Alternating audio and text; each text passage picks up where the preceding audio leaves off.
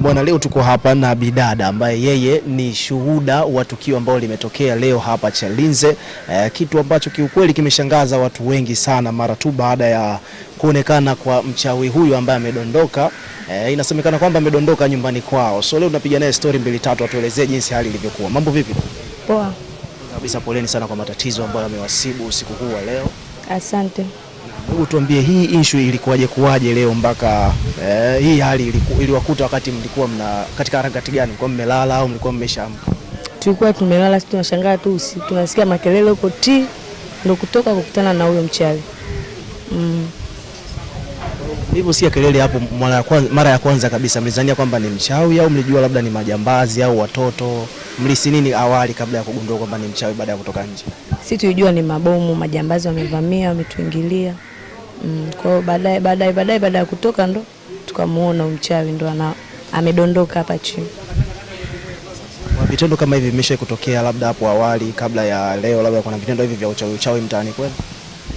Hapana, ndo kwanza leo ndo jambo hili limetokea, na sisi hapa kwetu ndo tunapoishi wenyewe tuko vizuri, na ndio maana unavyomuona mpaka kadondoka hapa, ina maana kapashindwa. Labda kwenye nyumba nyingine huko utakuta labda amefanikiwa, lakini hapa imeshindikana. Yani hapa imeshindikana. Huko kote yani kaangaika, lakini hapa imeshindikana, na ndio maana unamuona kadondoka. Ina maana sisi tuko vizuri na tuko vizuri sana, na wengine wakiwezekana waje. Sababu ya kufanya muwe mnajiamini kiasi hiki, kuna nini hasa? Siri kubwa ni nini? Hakuna chochote, sema tu tunajiamini wenyewe. Tunajua nyumba zinazindiko, yani mabaya mazuri lazima tuyaone. Ndio kama hivyo Mungu katuonyesha leo.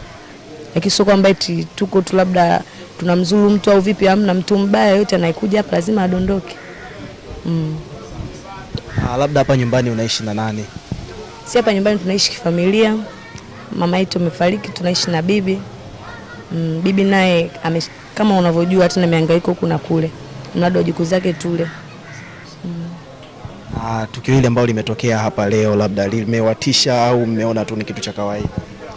Kwa mara kwanza tulikuwa hatujaelewa, ina maana ilitutisha. Tulipotoka nje tumeona, tukajua hapa pazito, tukajua kashindwa tu hapa. Kwa hiyo tukaona swala la kawaida, halijatutisha sana.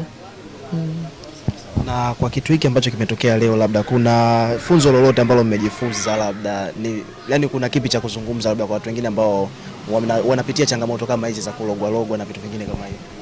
Wawe makini tu na nyumba zao, kwa sababu michezo iko kila sehemu. Mwingine angalia kama mtu ana hela au vipi, mradi tu kukutesa. Hata maskini mtu anaweza kumfuatilia na akamloga vile vile. Kwa hiyo unapokuwa mwenyewe makini na nyumba yako na unakuwa makini, basi utaishi tu vizuri. Ulivyotoka nje ukamkuta jamaa yuko mtupu, yani hajavaa nguo, amedondoka pale, kitu ambacho cha kwanza kabisa kilichokuja kichwani kwako ni nini? Ilikuwa kwanza kwa sababu ni mshtuko, ikabidi tupige kelele, watu ndo wakaanza kujaa. Kwa hiyo walivyokuja pale ulizana ndo mambo yakawa yanaendelea, ndo kama hivyo. Unajua binadamu lazima wajae kwenye kitu, yani iwe usiku iwe mchana. Unaweza kuona hamna watu, ukipiga kelele watu wanafanya nini? Wanatokea. Ndio iko hivyo. Labda watu wazima wanasemaje baada ya kuona tukio kama hili limetokea hapa leo? Wengine wanaogopa, wengine wanasema tu sawa, wengine ndo kama hivyo, au wengine wanasema tu atakoma, na kama hapo papa wengine wajifunze. Yani wengi, kila mtu anatoa maoni yake. Kwa hiki kitu ambacho kimetokea leo hii hapa, ukiwa kama mkazi labda wa hapa, hebu tuambieni labda mliamua mfanye kipi baada ya kumuona huyu jamaa amedondoka hapa leo? Pale kilichotokea ambapo hivyo watu washapiga kelele, ikabidi watu, unajua mwingine anakuambia msikae naye, msimsogelee, kaeni pembeni, mara aje polisi, mara aje hivi. Kwa ndo mpaka hivyo watu wanakuja wanazozana, kila mtu anatoa maamuzi wake, mara mwenyekiti, mara nani. Ndo kesi kaishia hivyo. Watu walikuwa wanaogopa kumsogelea, hata kumstiri, labda kumpa nguo. Kwa nini labda imetokea hivyo? Wewe mwenyewe unamuona jinsi alivyo, yani jinsi vile alivyo, maana ana nguo rangi mbili, si mara hivi, na jinsi vile alivyo, kukumsogelea sio rahisi. Ni bora kama angekuwa mwizi kwa tungemsogelea na tungemstiri, ila yule ni mchawi, tunaogopa. Tumeona baada ya hapa, tumeona polisi pia wamekuja wamemchukua. Labda watu walikuwa wanataka kumsulubu au kumpiga, labda ndio maana polisi wakaamua waondoke naye. Yani pale ilikuwa yani sio watu kumpiga kwa sababu watu walikuwa wanauoga, raia wote walikuwa wanauoga. Kwa hiyo ichobidi kabida itwe askari wakaja ndio kumbeba kuondoka naye sababu watu walikuwa wanauoga wao. Ndio maana tumeshindwa kumzuru na kumshika. Tukawa tumekaa tu pembeni. Malizia labda una chochote cha kuwaambia watu wengine ambao wameliona tu ile tukio mitandaoni, labda una kipi cha kuwaambia? Mimi naomba kama kuna mtu ndo kazi yake aache, na kama kuna mwingine anajifunza basi aendelee, aache kujifunza, ni akome, ni kujifunza. Hiyo sio kitu kizuri na uchawi mbaya. Afu nyumba nyingine tofauti na nyumba nyingine. Yani unaweza kukuta hii nyumba ukaona izalau, afu kumbe ina vitu vizito. Kwa hiyo nani ninachowashauri hivyo tu, kama kuna mtu anaanza basi aache, na wewe mtu aliozoea aishie hapo hapo kuacha. Huku mnapoishi huku Chalinze mna muda gani labda? Siku tuna miaka mingi na nyumba yetu hii ya muda. Huku nyinyi ni wazawa, ndio nasema kwamba mmebobea huku, ni kweli? Yaani huku ndo tumebobea. Na je, kwa mfano labda ukikutana na mchawi labda kawaida tu hivi katika siku za kawaida, unaweza ukamfahamu au ni mpaka umkute kama vile ana vitambaa vyekundu ndio mkajua wewe sawa ni mchawi? Kwa kumuona eti kisa kama vitambaa vyekundu, maana wengine ni waganga. Wanavaa vitambaa vyekundu waganga wengine. Kwa hiyo huwezi kumjua.